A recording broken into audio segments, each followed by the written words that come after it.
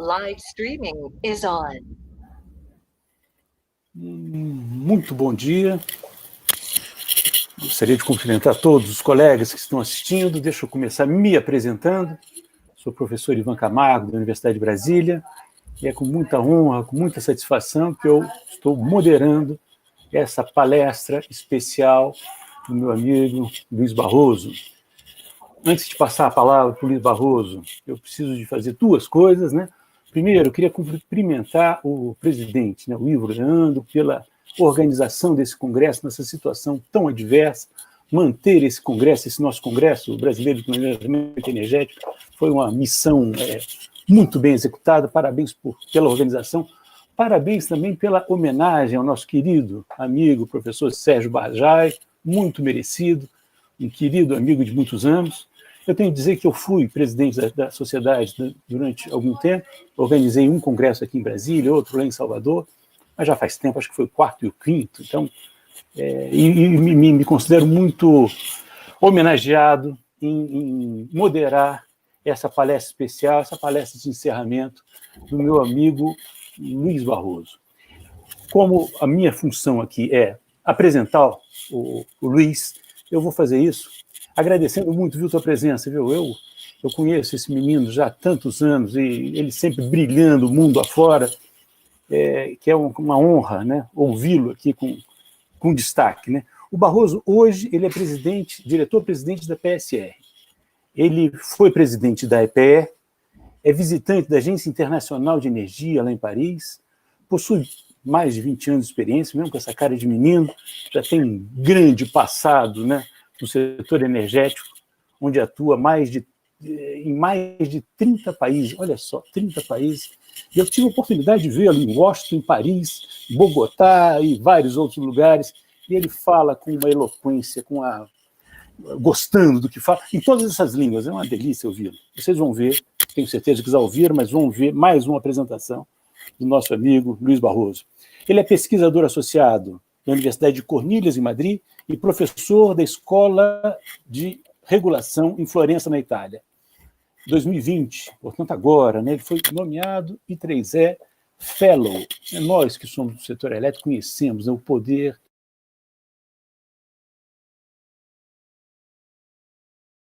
e a presença na área de economia da energia, tá certo? E regulação.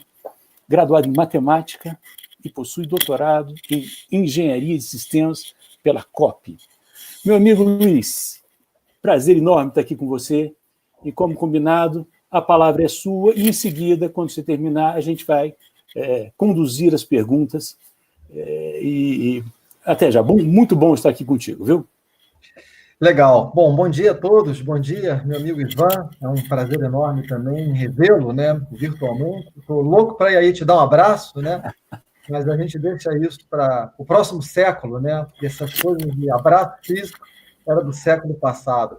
Mas eu queria, enfim, fazer minhas, nas suas palavras, agradecer ao professor Ivo pelo convite, gentil convite, também agradecer pela manutenção do Congresso. Acho que o Congresso Brasileiro de Planejamento Energético ele é fundamental e a organização dele virtual está impecável. Eu acompanhei algumas coisas aqui, gostei muito da plataforma, inclusive, o Jitsi é genial. Também fazer minhas as suas palavras de homenagem ao nosso amigo, o grande amigo Bajai, com inúmeras contribuições, né? E mais do que nunca eu me sinto muito honrado em poder fazer essa palestra de encerramento aqui nesse congresso virtual, e tendo você, Ivan, que é um amigo com contribuições aí muito grandes ao setor elétrico brasileiro. Eu conheci o Ivan, eu acho que foi no ano 2000. Então, Ivan, acho que faz uns 20 anos que a gente se conhece, né? E foram 20 anos de muito aprendizado, e é uma pessoa que eu tenho profundo respeito, carinho, admiração por todos os seus princípios técnicos, mas, sobretudo, os éticos, morais, e é um grande amigo que eu fico muito feliz de dividir aqui esse palco virtual. Bom, eu vou fazer agora uma tarefa que é muito complexa, que é compartilhar a minha tela, que ela tem tudo para dar errado, tá?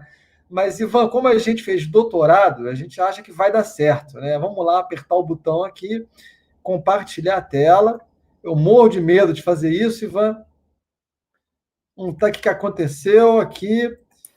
Pronto. Sucesso, hein? Estamos vendo tudo, uma beleza. Está contigo, Luiz. Estamos te ouvindo bem. Prova. Então, vamos lá. Então, bom, queridos amigos, eu recebi aqui a missão de fazer uma apresentação para vocês, discutindo um título super amplo, né, um tema super amplo, novas oportunidades no setor energético para o crescimento econômico do Brasil, e eu vou tentar, aí, nos próximos 40 e pouquinhos minutos, navegar de uma forma muito alto nível sobre esses assuntos, com alguns recados importantes, eu acho, para a gente. Mais uma vez, qualquer probleminha de áudio, vídeo que a gente tenha, porque é comum acontecer essas coisas nesse mundo virtual, eu peço que o Thiago e o pessoal da organização, o gentil e competente pessoal, por favor, me avise. Mas eu venho da PSR, eu queria apresentar um pouquinho a gente, nós somos uma consultora, estamos no Rio de Janeiro, o que a gente faz é basicamente vender pesquisa aplicada em energia elétrica e gás, em regulação, modelos matemáticos, estatística, ciência da computação, dos dados, e a gente faz não só ferramentas de otimização, como consultoria em si, é uma empresa totalmente privada, fundada por uma pessoa que talvez seja o maior gênio do setor energético mundial, o Mário Veiga Ferraz Pereira. O Mário continua ativo hoje, ele é hoje o nosso chefe do playground, é o nosso chefe de inovação. Então, o Mário, ele tem uma função de dirigir a área de inovação da PSR, depois da minha vinda, e como vocês imaginam, o Mário, a cada segundo, tem 12 ideias, né? E a gente, hoje, nós somos 100 pessoas, tá? Trabalhamos aí em mais ou menos 70 países. E a minha apresentação, nesse mundo digital, que às vezes é difícil concentrar muito tempo em uma apresentação no computador, né? Eu vou começar ela pela conclusão. Então, eu tenho um slide apenas aqui que eu pediria que vocês concentrassem a atenção, que é onde estão os recados que eu vou deixar aqui nessa minha palestra, né? Então, o que está acontecendo hoje no mundo? O mundo hoje está passando por um processo de transformação energética associado a um mercado novo que está aparecendo, muito comandado pelas renováveis. Tá? As renováveis, elas estão sendo hoje a vedete, né, o chuchuzinho do setor energético, porque elas foram escolhidas pelo mercado. Quem escolheu a penetração das renováveis já não é mais um governo, um ente centralizado. É o mercado, que seja por uma motivação ambiental ou econômica, de forma centralizada ou distribuída, já vem buscando as renováveis para os seus negócios. E com a penetração das renováveis nas matrizes energéticas, nós estamos tido novos mix tecnológicos. Isso no mundo inteiro, vale Brasil, Estados Unidos, Europa, o mix tecnológico está mudando. E as renováveis vêm trazendo uma necessidade muito grande de adaptação à regulação, que ela precisa acomodar não só esse fenômeno de transformação que está ocorrendo, mas permitir inovações. E isso é o que está colocando muita ênfase numa área da economia chamada desenho de mecanismos, como um grande protagonista para desenhar as regras e os incentivos do mercado de energia do futuro. O novo mix tecnológico, ele traz novos atores, então a gente tem vários atores novos, é o agregador, é a geração distribuída, é a bateria, é o carro elétrico, é o prosumidor, vários buzzwords, né, que vêm aparecendo e que, através de algoritmos, inteligência artificial, ciência dos dados, vem tendo as suas sinergias exploradas e oferecendo novos serviços ao consumidor, ao operador do sistema, ao operador do mercado, isso de uma forma transversal, válido para energia elétrica, gás natural e mesmo outros energéticos. A turma de desenho de mecanismos está tendo muito trabalho, porque novos desenhos de mercado vêm sendo necessários, que permitam novos modelos de negócios com incentivos à inovação e à competição.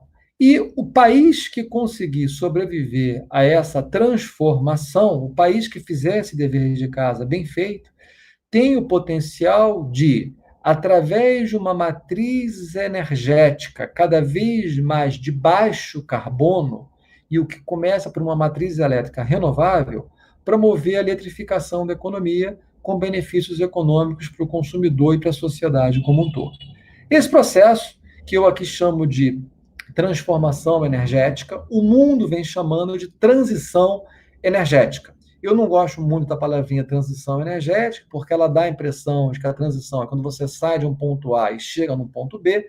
Muitos países já estão num ponto B, que é um ponto de uma matriz mais renovável, mais limpa, que é o caso mesmo do Brasil, mas a transformação energética, muito comandada pela tecnologia, ela afeta todos os países de uma só maneira, tá? Então, se vocês conseguiram me seguir nesses 5 minutinhos iniciais, todo mundo já pode ir para a praia. Basicamente, esse é o grande recado que eu queria trazer da minha apresentação para vocês. Daqui para frente, agora, o que eu vou fazer? Eu vou detalhar para vocês esse processo da transição ou transformação energética e como é que o Brasil se encaixa nesse debate, tanto pela ótica do setor elétrico, como pela ótica do setor ou da indústria de gás natural. Tudo bem?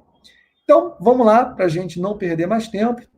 O que está acontecendo no mundo? Uma imagem vale mais que 1000 palavras. Em 2015, o Economist Intelligence Unit, que é a unidade de inteligência da revista Economist, fez um relatório que é público, super legal, chamado O Custo da Inação, reconhecendo o value at risk, quer dizer, o impacto econômico a um nível de risco dos efeitos da mudança climática. Mudança climática passou a ser uma grande preocupação. Essa preocupação é oriunda do aquecimento da temperatura da Terra, por sua vez, causado pelo aumento das emissões de gases de efeito estufa, e a Economist colocou um número, qual era o risco econômico para o planeta Terra desses efeitos lá em 2015. Em 2020, nós temos hoje um mundo que é muito afetado pela pandemia, pelo coronavírus, mas a Economist fez uma charge, que eu adoro também, que mostra que se nós estamos preocupados hoje em vencer o coronavírus, se essa é a batalha do planeta, nós ainda não percebemos o tamanho do desafio que nós teremos com o inimigo que está ali louquinho para entrar no round, né, nesse ringue, que é a mudança climática. O desafio do planeta na mudança climática ele é muito maior do que o desafio do planeta no coronavírus, e isso está fazendo com que a recuperação econômica pós-pandemia tenha muitas iniciativas e metas mesmo de sustentabilidade, que é justamente para olhar a capacidade que nós vamos ter de nossas ações de mitigar os efeitos adversos da mudança climática no planeta como um todo, tá? Bom, o que isso significa para a gente é que a indústria de energia e de eletricidade, propriamente dito, está no centro do debate climático. Se a gente quer descarbonizar a economia, a gente precisa descarbonizar vários setores, como o setor de transporte, o industrial, e o setor elétrico tem um papel fundamental, pois a descarbonização ou o aumento da penetração das renováveis, junto com a eficiência energética, tem o potencial de descarbonizar também o setor de transporte, através dos carros elétricos, e uma contribuição muito grande para a redução das emissões de gases de efeito estufa no planeta ao longo de um horizonte, onde esse horizonte, olha, tipicamente o ano 2050, que foi o ano mais ou menos aí alvo, até o qual a gente tem que fazer algumas ações para salvar o planeta, tá? E esse desafio climático, ele entrou na agenda do setor financeiro, mas do setor tecnológico, muito antes da Covid, tá? Só para vocês terem uma ideia, a BlackRock, que está aqui no canto inferior esquerdo, que é a maior gestora financeira global, eles gestionam 7 trilhões de dólares. BlackRock significa pedra preta, essa foi a turma que financiou toda a geração a carvão nos Estados Unidos.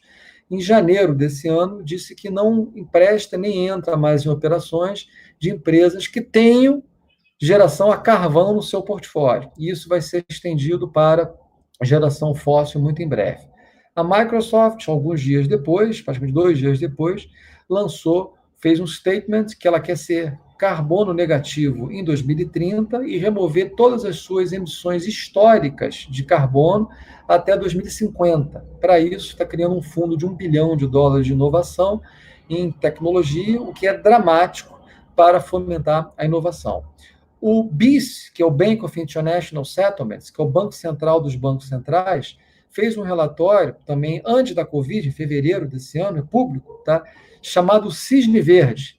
Numa época que a gente discute muito o conceito do cisne negro, o cisne verde é como que a economia pode ser afetada pelas emissões, pelos efeitos da mudança climática, num cenário muito adverso. E a Amazon, aí já em épocas de pandemia, fez um anúncio muito similar ao da Microsoft, fazendo um fundo que é o dobro do tamanho da Microsoft, 2 bilhões, para inovações em coisas associadas a clima.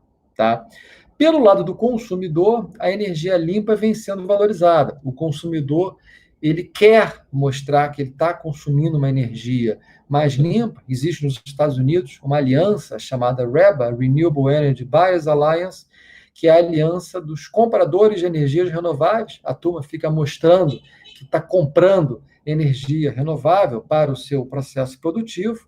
E isso se somou a uma iniciativa criada também nos Estados Unidos, chamada Renewable Energy 100, que juntava inicialmente as 100 empresas comprometidas em serem 100% renováveis em 2024. Hoje não são mais 100, são 230. Vocês veem que até tem aqui a AstraZeneca, né? Essa empresa que a gente tem discutido tanto hoje, que está fabricando aí a vacina de Oxford, né? Que vai nos salvar desse mundo do coronavírus, vai me permitir a dar o meu abraço no meu querido amigo Ivan, mas isso aqui está começando a crescer realmente pelo mercado. E esse processo já vinha, antes da Covid, provocando uma transformação muito grande nas matrizes energéticas lideradas pelas renováveis. A estratégia do mundo é descarbonizar o setor elétrico para eletrificar a economia. E isso é muito relevante nos países fora do Brasil, porque fora do Brasil ainda se gera muito a carvão, Estados Unidos, China, Índia, Europa e tudo mais, e a descarbonização do carvão começa a ser muito importante nesse processo. Quem são as protagonistas? São as renováveis, ou as novas renováveis, sobretudo a eólica e a solar, junto com outros dispositivos tecnológicos. E a participação das novas renováveis no mix de nova capacidade em praticamente todos os países é brutal, o que é mostrado nesse gráfico daqui à direita, o verde, que mostra por continente ou país qual é a participação das novas renováveis na nova oferta que é construída para atender a demanda aqui ao longo de um horizonte bastante extenso, de 2018 a 2040. Esse processo já vinha acontecendo, mesmo antes da Covid, e muito apoiado por políticas públicas muito específicas, como o caso dos leilões das renováveis. Hoje existem praticamente 100 países que implementam leilões de renováveis. O Banco Mundial, a Agência Internacional de Energias Renováveis, vem trabalhando muito em publicações, em ajudar países a fazer esses leilões. Todas as publicações que estão aqui, elas são publicamente disponíveis, tá? Eu gosto delas, não só por elas serem gratuitas, mas também pelo fato que eu ajudei muito a escrevê-las, então eu tenho meu viés, mas recomendo a vocês, vale a pena dar uma olhadinha. E a grande verdade é que os leilões de renováveis, como o Brasil mesmo já sabe, vem entregando resultados e vem permitindo que as renováveis saiam de ser uma revolução para ter um predomínio completo por razões econômicas. Isso ficou barato mesmo. Hoje se compra eólica e solar por preços realmente muito baixos. Na poucas semanas, a coisa de 2 semanas, os portugueses fizeram um leilão onde eles compraram solar a $13 o megawatt-hora. $13 o megawatt-hora é um preço saço muito barato. Esse leilão comprou solar até mesmo com bateria, esses preços são reais, tá? Isso é toda informação pública, e muito do que explica também esses preços baixos é o novo ambiente econômico global de taxas de juros muito baixas ou mesmo negativas. Tá? O que tem de retorno no capital investido nesses projetos é coisa de 1%, 2% ao ano, 3% como muito, o que vai ser um super retorno nesse mundo onde muitos títulos europeus basicamente tem juros zero. Você bota 100 euros hoje em títulos na Alemanha, você daqui a 30 anos recupera os mesmos 100 euros. Tá? Então essa mudança vem se somando e botando as renováveis no centro do jogo. O mundo pós-Covid, o que ele fez? Ele começou a acelerar essas transformações através dos chamados Green Deals, tá? Ou os acordos verdes, né? Os pacotes verdes, que no fundo, isso começou com uma iniciativa da União Europeia, o European Green Deal, e a França, na semana passada, lançou um pacote de 100 bilhões de euros para justamente juntar na recuperação econômica iniciativas de sustentabilidade. O pacote europeu é de 750 bi de euros, a Alemanha 130 bi de euros. Isso é uma iniciativa muito mais de país rico, Mas isso tem um impacto tecnológico muito grande, porque essa turma vai começar a botar muito dinheiro em tecnologias que podem vir a ser muito disruptivas, como, por exemplo, o caso do hidrogênio, como o caso do armazenamento distribuído, como o caso de soluções para transporte elétrico e mobilidade urbana, e assim vai. E essa onda foi muito abarcada também, tá, por um processo grande de transformação dos setores, através da sua descarbonização. O que todos esses pacotes querem é transformar o setor do uso da energia final, descarbonizando a cadeia como um todo. O mercado financeiro vai ser muito atuante nessa agenda. Me chamou muito a atenção, isso também é público, e o relatório também é público, que é aquele Bank of International Settlements, que é o Banco Central dos bancos centrais, publicou em maio, já em época de coronavírus, um relatório super legal. Vocês lembram do cisne verde? Eles classificaram a Covid como um cisne verde. Olha que interessante. Tá? Então, a Covid para eles é um novo cisne verde, e o recado que eles colocam é uma pergunta muito legal. É como é que a gente pode, no final do dia, aproveitar essa crise para evitar riscos climáticos adicionais, e qual a pegada de carbono que nós podemos nos permitir como sociedade, não só durante, como após a recuperação econômica da pandemia. E é essa onda toda que gerou essa nova buzzword, né, a novo trademark, a nova marca que todo mundo está escutando aí dia e noite, o ESG. E de environment, S de social, G de governança, que é combinar nas empresas metas, ações de sustentabilidade, olhando justiça social e governança. Hoje, na capa do jornal Valor, quem tiver interesse, está na capa do Valor que a BHP, uma das maiores empresas de mineração do mundo, vai condicionar o bônus dos seus executivos a ações de ESG, o que é uma mudança muito grande na forma como as relações comerciais vão passar a se dar no mundo. O que isso significa para a gente? Significa que, olha, o Brasil, com a nossa matriz energética, a gente pode, quem sabe, até sair vencedor nesse ambiente, dado que competitividade de custo da energia e energia limpa vão ser dois vetores muito importantes nesse processo transformacional. E é com esse background internacional que eu trago a discussão para o Brasil. E nós com isso? Bom, nós somos aquele país que, obviamente, é um pouquinho diferente dos demais. Somos muito renováveis já na nossa matriz energética, mais renováveis ainda na matriz elétrica, os números estão aí. Temos recursos, todas as formas, todas as naturezas. Temos recursos fósseis abundantes, como o gás natural, oriundo das nossas reservas do pré-sal. Temos portfólios de ativos. Então, o Brasil, eu não sei o que a gente fez para merecer isso, mas Papai do Céu deu para a gente muita capacidade de armazenamento nas hidrelétricas, muita transmissão e renováveis que produzem com perfil absolutamente complementar uma das outras. A gente está careca de saber que, quando tem a seca das hidrelétricas, tem a produção da biomassa, o período seco coincide com o período da colheita da biomassa, sobretudo de cana-de-açúcar, também é o período de maior produção das eólicas, a solar, que tem uma produção muito constante ao longo do ano, tem uma produção que tem uma correlação positiva com o aumento da carga, o que é ótimo. Na hora que tem ar-condicionado, faz sol, você pode gerar solar também.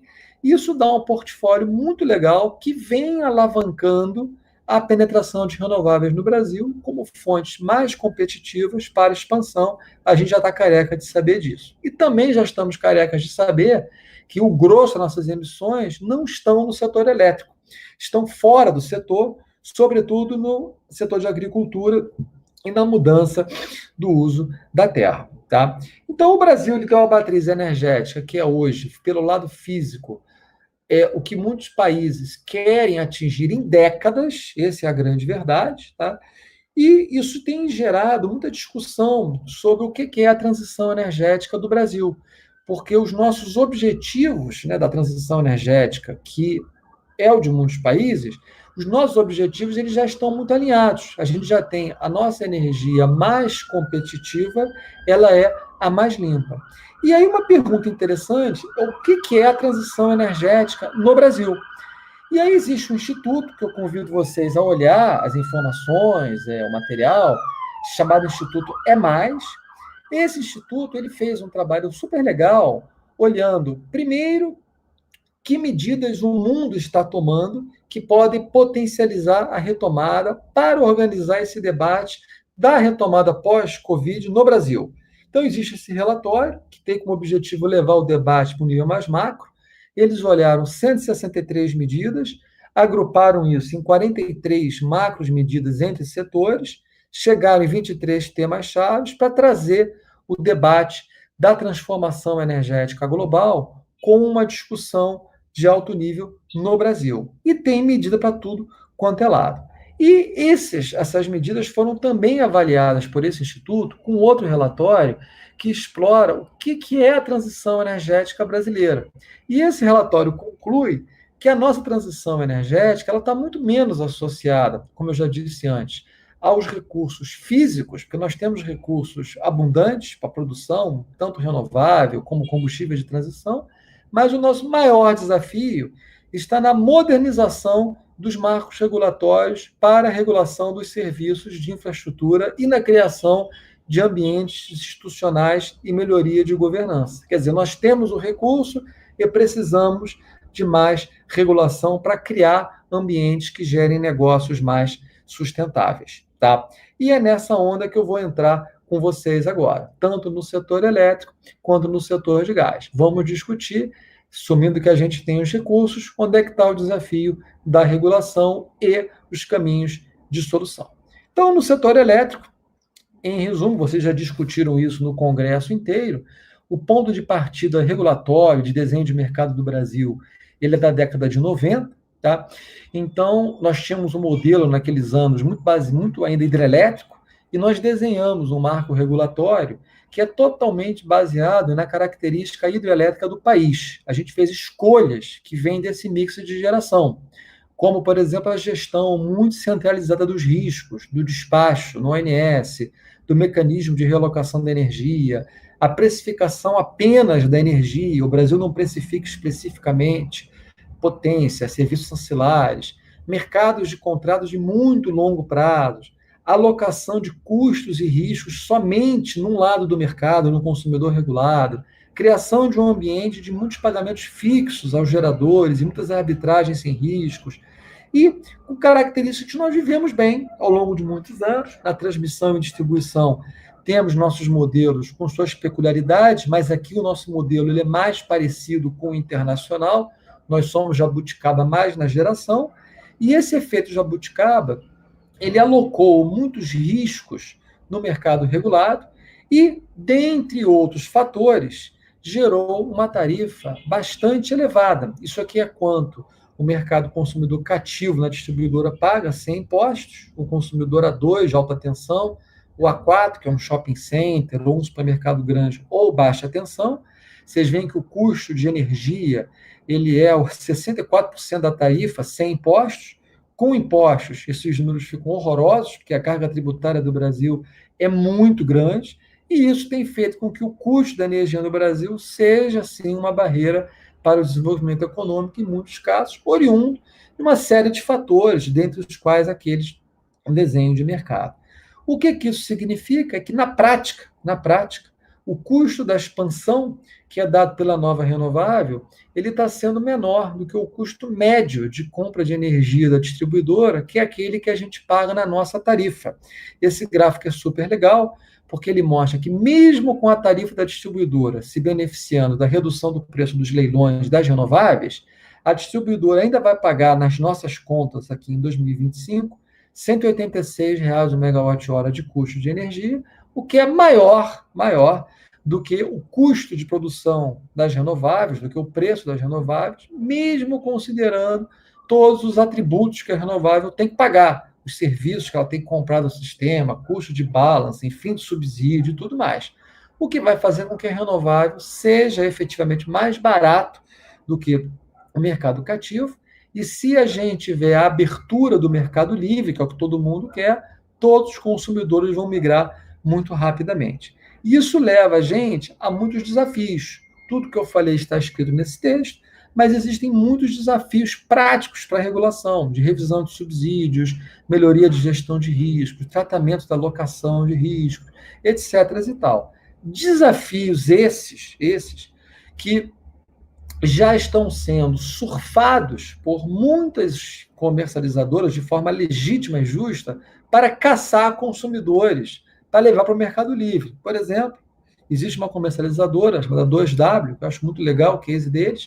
Eles têm uma plataforma, tá, que você entra lá, bota qual é a sua empresa, quanto você paga de conta de energia, aperta o botão, ele te dá 3 opções de fornecimento, e se você quiser, ele conversa com você sobre como lhe oferecer uma energia mais barata do que quanto você pagaria no cativo, lastreado em renováveis.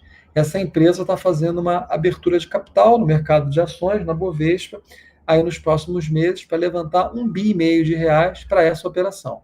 Uma outra empresa, a Ômega Energia, lançou agora uma plataforma online de cotação de preços.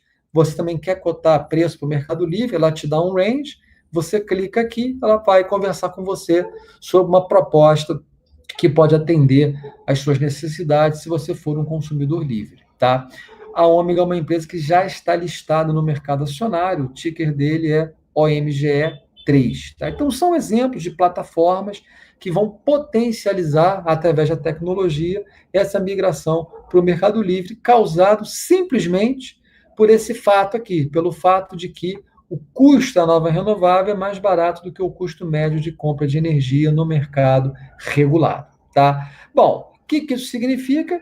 Que a gente tem uma pressão muito grande para a abertura total do mercado e muitas perguntas, muitos desafios que a política pública tem que responder para que essa abertura de mercado ocorra de forma sustentável. Coloquei aqui alguns deles, não vou passar por eles nessa apresentação, queria apenas colocar no radar de vocês.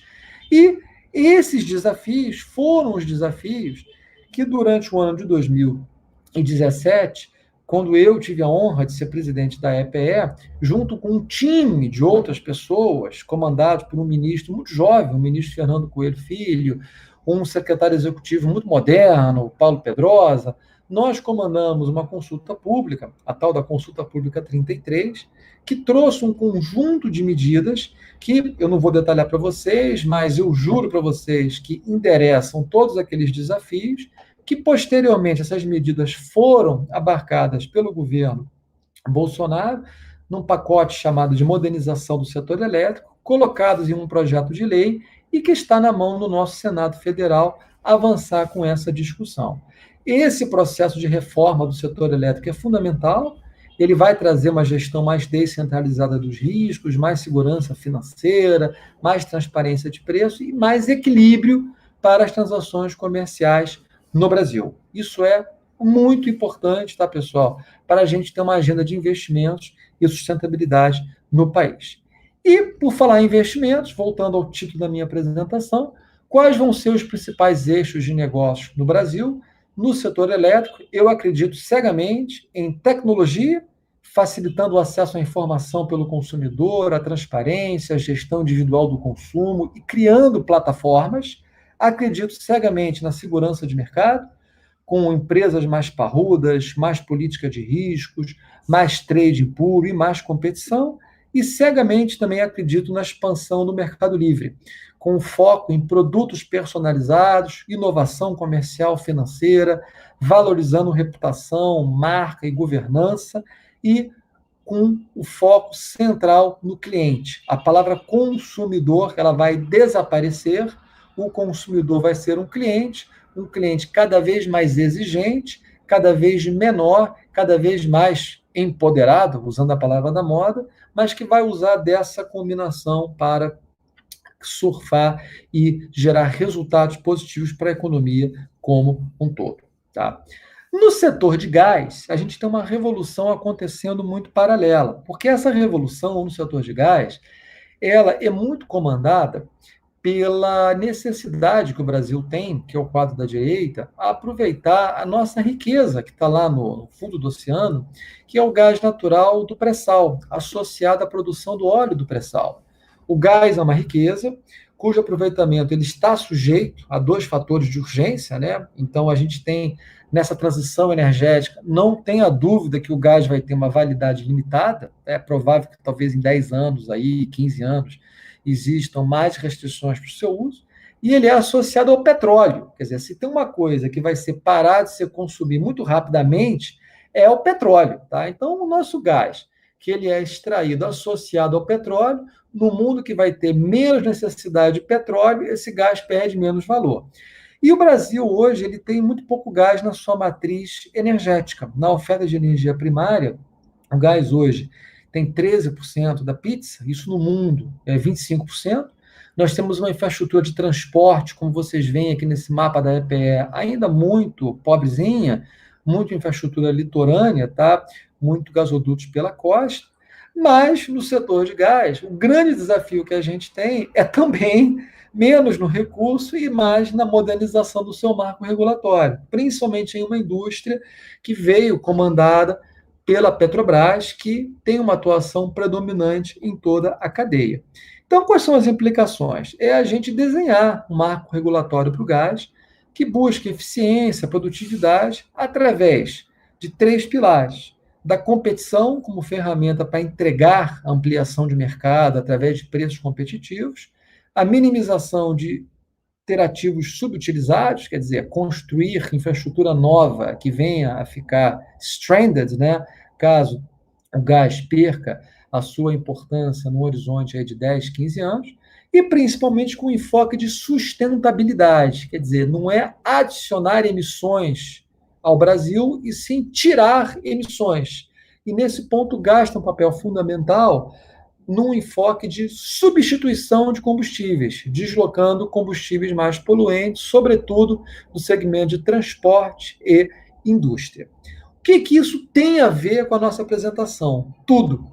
Porque o Brasil tem hoje uma reforma do gás em discussão, o projeto de lei 6407 ou 6704, eu nunca sei a ordem dos números, que foi aprovado muito recentemente, há coisa de 10 dias, na Câmara dos Deputados, que segue agora para tramitação no Senado. O que busca a reforma do gás é literalmente seguir o modelo elétrico, criar condições de concorrência, que é a lacuna que falta. Então, o que o modelo do gás quer? Criar condições de acesso às redes de transporte, através de uma série de medidas muito específicas que estão aqui listadas, através disso trazer novos produtores esses que já estão explorando suas reservas de óleo lá no pré-sal e que já estão presentes em campos como Campos, Espírito Santo, Nordeste, na bacia de Manati e tudo mais, e através da concorrência buscar a baixa de preços. Hoje essa concorrência não ocorre porque o produtor não acessa as redes de transporte. Então essa lei do gás, ela visa criar isso. E, mais uma vez, aquele Instituto fez um trabalho, que esse saiu anteontem, é fresquinho, tá? Literalmente super recente, saiu do forno. Foi um trabalho até que eu tive a capacidade de colaborar com outros colegas, o Rafael Kelman, a Luana, e também com o ex-ministro da Fazenda, Joaquim Levy, ex-presidente do BNDES, e que a gente tentou discutir eficientes estratégias para o uso do gás, consolidando aí os estudos existentes e respondendo a essas 2 perguntas. Afinal de contas, qual é o potencial de mercado de gás do Brasil eficiente que essa concorrência pode capturar? A expansão do gás pode ser feita de forma sustentável? Podemos mesmo evitar ativos que no futuro venham a ser subutilizados? Esse relatório é público, vocês podem baixar lá, mas os resultados dele são muito legais. Nós chegamos num número que, se o preço do gás for reduzido a alguma coisa como 4 a 7 dólares no cliente, existe uma oportunidade da gente dobrar o consumo final de gás natural no Brasil, com valor econômico, com valor de sustentabilidade e mesmo com aportes positivos para a balança comercial do Brasil na redução de importações. Em conteúdo energéticos, em MTEP por ano, o potencial anual de aumento de consumo de gás novo seria da ordem de 40 milhões de toneladas equivalentes de petróleo. Se vocês terem uma ideia, isso dá mais ou menos 116 milhões de metros cúbicos por dia, tá? com enormes benefícios, que eu já comentei, e que, evidentemente, com atenções que a gente tem que ter na cadeia de valor para que o aumento da oferta existente seja feito, otimizando o uso da infraestrutura de transporte, né, que a gente possa pensar em novas estruturas, novos gasodutos, somente com um enfoque de valor econômico, considerando a característica não universal do consumo do gás natural, né? O gás é um combustível substituto, ele não é um combustível essencial, pelo menos no Brasil, e evitando a busca de campeões nacionais que possam comandar essas reformas. Essa discussão ela é fundamental, pessoal, porque é a discussão tanto do setor elétrico quanto a do gás que estão hoje em debate no Senado, nas nossas casas legislativas. E essas discussões elas são muito importantes para que a gente traga as oportunidades de investimento que o Brasil precisa, tanto no setor elétrico quanto no gás natural. E é com isso que eu fecho a minha apresentação. Quer dizer, o grande recado que eu queria trazer para vocês é que energia competitiva e de baixo carbono vai ser o grande driver para a aceleração da retomada pós-Covid. O Brasil tem inúmeras oportunidades nesse sentido. Nós efetivamente vamos precisar ditar essas oportunidades pelo ritmo da recuperação econômica, né? É inevitável a gente perceber e reconhecer que tem uma sobreoferta, tanto de energia elétrica quanto de gás natural, e o ritmo da recuperação é que vai ditar a necessidade de novos investimentos. Não adianta fazer investimento só por fazer, a gente acaba complicando mais do que ajudando, tem que ter sentido econômico, é muito importante isso. Mas o maior recado é que a modernização dos ambientes negociais de energia e gás é a grande oportunidade que o Brasil tem. É a grande oportunidade que nós temos como país para seguir protagonistas na economia de baixo carbono, com ganhos de inovação e competitividade nesses setores. É fácil modernizar? Não é fácil. Pela minha experiência de governo, eu que estive envolvido em praticamente todas essas reformas, pois a reforma do mercado do gás ela vem de um programa chamado Gás para Crescer, que foi criado na gestão do ministro Fernando Coelho Filho. A reforma do setor elétrico vem na esteira da Consulta Pública 33, também que nós criamos. E a maior lição que eu tirei de humildade na minha época de governo está traduzida nesse último slide aqui da minha apresentação, é que uma agenda de reformas envolve ganhadores e perdedores. Ou seja, não dá para a gente fazer omelete sem quebrar ovo. Essa figura reflete bem, nós temos os ovinhos aqui, todos eles serão quebrados para fazer um bom omelete, e a arte de quebrar os ovos ao fazer a reforma é o que gera os conflitos e é o que gera a dificuldade de mudar o Brasil. Pois o lobby do status quo, o lobby da turma que não quer mudar e quer garantir ineficiências e privilégios, ainda é muito forte. Mas a gente tem que brigar por essa agenda positiva. As reformas hoje são mais difíceis pela consolidação do que a gente já tem de legado regulatório. É fundamental organizar essa cozinha com uma visão de longo prazo, entendimento que não existe modelo bom, bonito e barato, não dá para copiar experiências internacionais, só a gente usar elementos e conceitos, e que tem muito trabalho pela frente, mas que nós não podemos desanimar, temos que seguir em frente, e com isso, falando que com 40 minutos e 15 segundos de apresentação, eu termino a minha fala, agradecendo mais uma vez ao professor Ivo e a todos da organização pelo convite que me foi feito. É um prazer, uma honra para mim estar aqui conversando com vocês nessa sexta-feira, 11 de setembro, às 11 horas da manhã, não tinha número mais cabalístico. Muito obrigado, pessoal. Meu caro Luiz, uma delícia ouvi-lo, muito bom, super atual, super divertido, como sempre. Eu dei o F5 umas 2 vezes nas perguntas, os colegas ainda não começaram a fazer as perguntas. Então, vou eu começar para, em seguida, levar para os outros, né? Eu podia ter resumido o teu currículo no começo, né, dizendo, olha, substituiu o Mário Veiga, né? Pronto, não vou falar mais. Eu lembro muito do Mário Veiga na crise, né? Como ele tinha 1000 ideias por segundo, era um cara, uma inteligência realmente remarcável. Eu vou te fazer uma pergunta, viu, Luiz, de tantas que anotei aqui. Concordo contigo que essa questão regulatória é super importante, né? Eu que trabalhei vários anos na ANEEL, me incomoda que a gente, em geral, complica as coisas, né? E eu vou te fazer uma pergunta. Hoje, uma ação no setor elétrico e uma no setor de gás. O que você considera mais importante? Só te passo a bola para dar uma olhada lá nas perguntas dos colegas. Olha, Ivan, bom, você citou o Mário Veiga, né? O Mário Veiga, muita gente diz que o Mário é uma pessoa inteligente, né? Não, o Mário não é inteligente, o Mário ele é genial. Ele é a diferença entre a pessoa inteligente e genial. Eu me sinto muito privilegiado de ter o Mário ao meu lado durante 22 anos. Não é fácil, viu? É desafiador, mas é um prazer muito grande. Bom, é difícil, Ivan, te citar uma medida, eu vou ser malandro aqui. A única medida que eu citaria para o setor elétrico seria a aprovação do projeto de lei 232. E a única medida que eu citaria para o setor de gás seria a aprovação da proposta da lei do gás, tá? Esse projeto de lei 6407 ou 6470. Eu acho que são dois vetores que vão criar, nos dois casos, um primeiro pilar para uma transformação maior. Também não significa que esses dois projetos vão resolver tudo, vão ser a panaceia, não é isso, tá? Mas eles fazem, e é difícil fazer isso, o primeiro pilar de uma ponte que vai ser construída ao longo do tempo. Por isso que eles são, eu acho que tão importantes mesmo. Eu emendo com uma segunda pergunta do professor André da UFSCar, que me parece super interessante.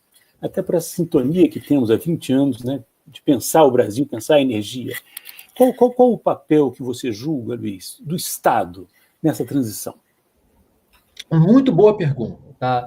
Eu acho, olha, eu sou uma pessoa, Ivan, você me conhece há muito tempo, eu sou amplamente pragmático, né?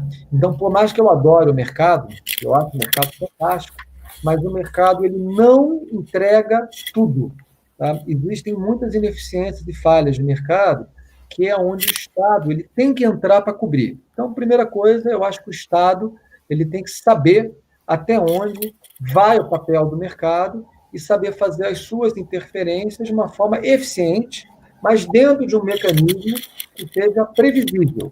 Tá? Eu acho que o ruim é quando o Estado interfere de forma imprevisível, que é o que gera a insegurança para o investidor de fora. Então, esse é o primeiro ponto. O segundo ponto é que também muita gente vê o Estado como sendo investidor.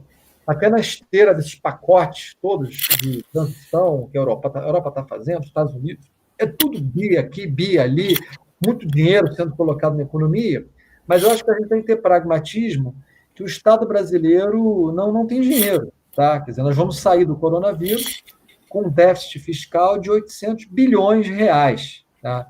Isso é grotesco. Né? Nós vamos levar uma geração para pagar isso. Então, é por isso que o Estado precisa do setor privado, que é para fazer os investimentos em áreas que o Estado não consegue entrar. E é por isso que os mercados são importantes, para dar um ambiente de negócio para o setor privado. Mas o Estado precisa ser atuante aonde o mercado não entrega. Duas perguntas agora. Eu peço desculpa aos colegas que estão mandando as perguntas, que eu estou resumindo, estou botando super. A primeira do professor Célio Bergman, que é a sua opinião sobre energia nuclear. Olha, acho que basicamente Angra 3. Deixa eu fazer a segunda logo, Barroso. E Arthur, e ele pergunta sobre essa dicotomia, né, do planejamento centralizado versus essa grande tendência de descentralização. Vai lá. Vamos lá, professor Célio, muito boa pergunta, tá? Bom, energia nuclear. Eu acho que a gente tem que... Energia nuclear, ela remete a uma decisão mais estratégica, que vai, no limite, remeter ao Conselho Nacional de Política Energética, que é o que o Brasil quer da vida, tá? Com a indústria nuclear. A energia nuclear, ela é mais cara do que todas as suas alternativas, tá? É mais barato você fazer gás natural na base, fora de renováveis, mas para comparar a térmica com térmica, né? O gás é mais barato, mesmo com precificação explícita de carbono. Mas eu acho muito razoável o interesse do Estado brasileiro em desenvolver a indústria nuclear para outros fins, tá? Então, isso aí é super legítimo, super razoável. Nesse caso, a dúvida que a gente tem é quem paga, tá? Quem paga esse custo? Quando esse custo vai para a tarifa de energia, quanto que esse custo vai para o orçamento do Tesouro com uma política pública. Então, primeiro recado sobre a nuclear, na minha visão, eu não tenho nada contra, eu acho que é uma questão de custo, e eu acho que na questão de custo a gente tem que entender qual é a alocação desse custo. Agora, professor Célio, uma discussão que o mundo vem trazendo, tá? E para ser também agora provocador comigo mesmo, é que se você quer descarbonizar a economia, não me venha falar em fazer só isso com eólica e solar. Você vai precisar fazer coisa grande porte de verdade. Então, fora do Brasil, Europa, Estados Unidos, o debate nuclear ele é muito ativo, sim.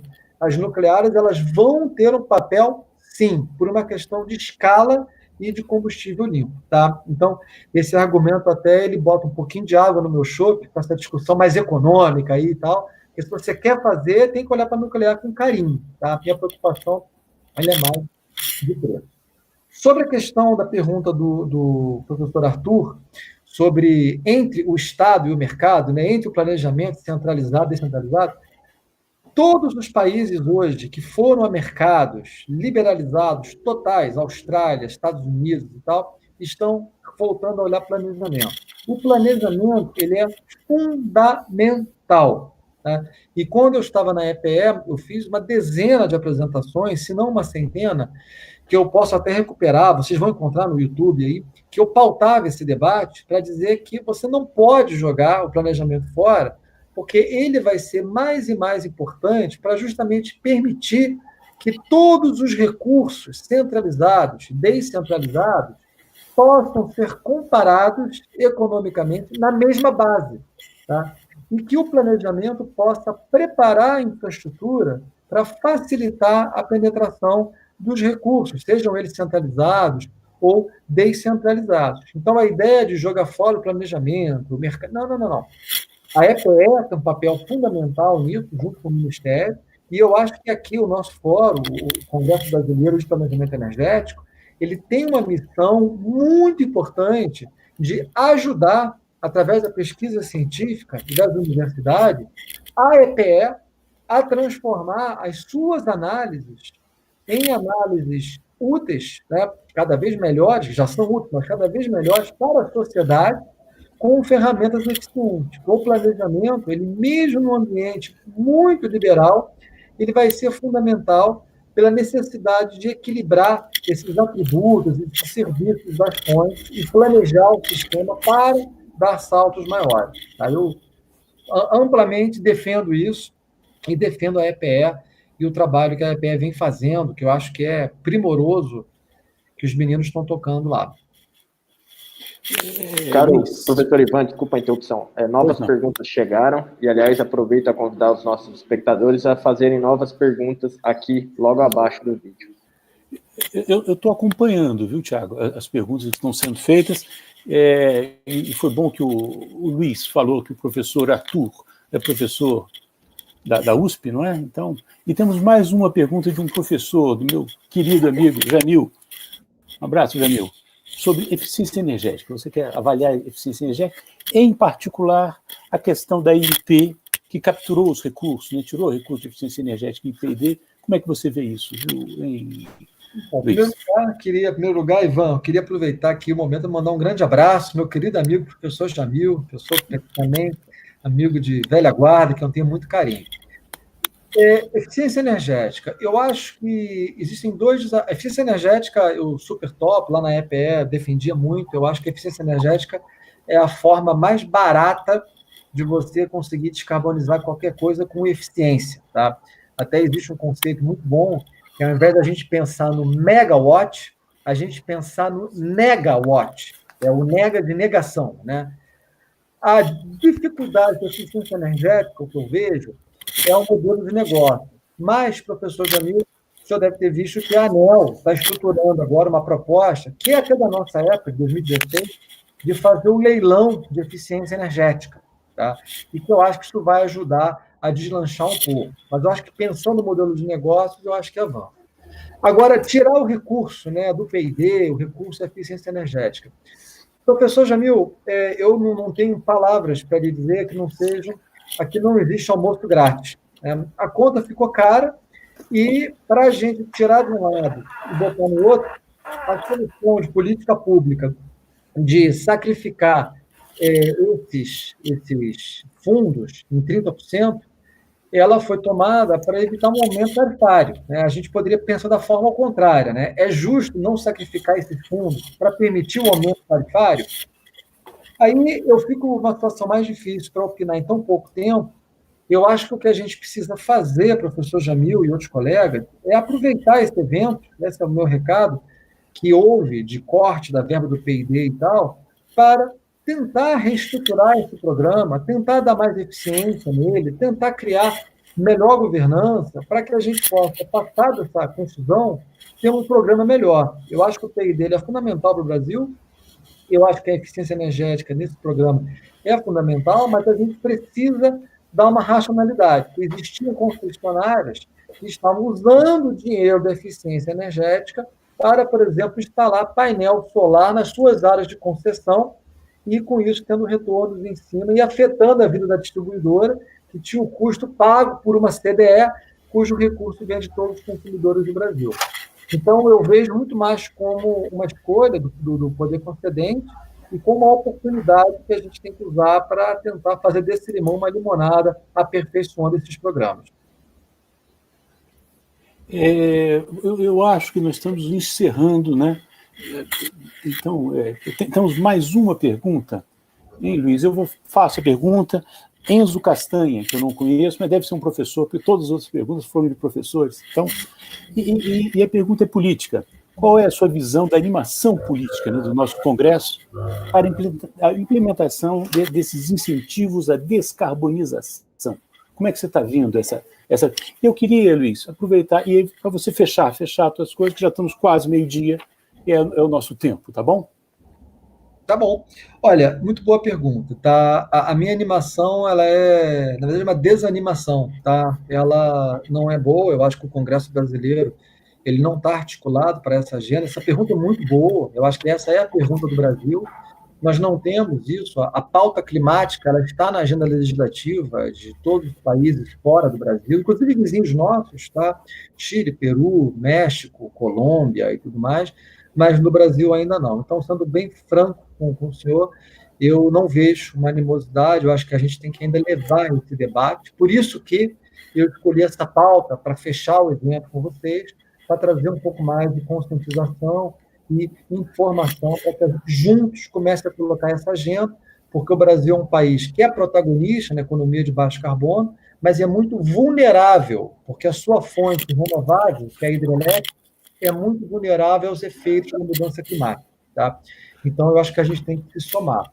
E eu, com isso, queria agradecer, eu acho, aproveitar para fazer minha fala de fechamento, a honra que eu tive de estar aqui nessa palestra especial do Congresso Brasileiro de Planejamento Energético, eu que tive a honra de presidir a EPE, estar aqui com um amigo querido de toda a vida, o professor Ivan Camargo, um amigão, quem admiro muito, com todos vocês que me deram aqui a audiência, me colocar à disposição, esse debate não encerra aqui, e parabenizar ao professor Ivo e ao CBPE pela organização desse evento. Eu queria que essa agenda ela fosse mantida, porque vocês têm muito a agregar num debate que vai ser de fundamental importância para, voltando ao título da minha palestra, a gente ter novos investimentos num ambiente pós-pandemia. Muito obrigado a todos, foi um prazer estar com vocês. Luiz, muitíssimo obrigado. Viu? Acho que para fechar eu tenho que falar assim, faço minha as palavras do Luiz, pronto. Parabéns, Ivo, parabéns a todos vocês. E um recado também otimista da minha parte, né? Você falou na tua palestra, né? Que eu acho que o Brasil pode sair bem nessa transição, né? Nós temos tudo para sair bem e precisamos botar essas questões na agenda política, né? Precisamos, né? A Sociedade Brasileira de Planejamento Energético tem que levar essa discussão para o Congresso, que eu concordo, nós estamos atrasadérrimos e é a agenda do mundo, né? É o ponto fundamental e que nós, que eu sou super otimista, podemos nos sair muito bem. Luiz, muitíssimo obrigado, prazer falar contigo, espero que a próxima vez estaremos juntos e eu agradeço a todos e encerro essa nossa transmissão rigorosamente, meio-dia, cumprindo os horários que foram pedidos para a gente. Muitíssimo obrigado e parabéns aos organizadores desse evento e obrigado pela colaboração de todos os professores e todos os participantes do 12º Congresso Brasileiro de Planejamento Energético. Muito obrigado.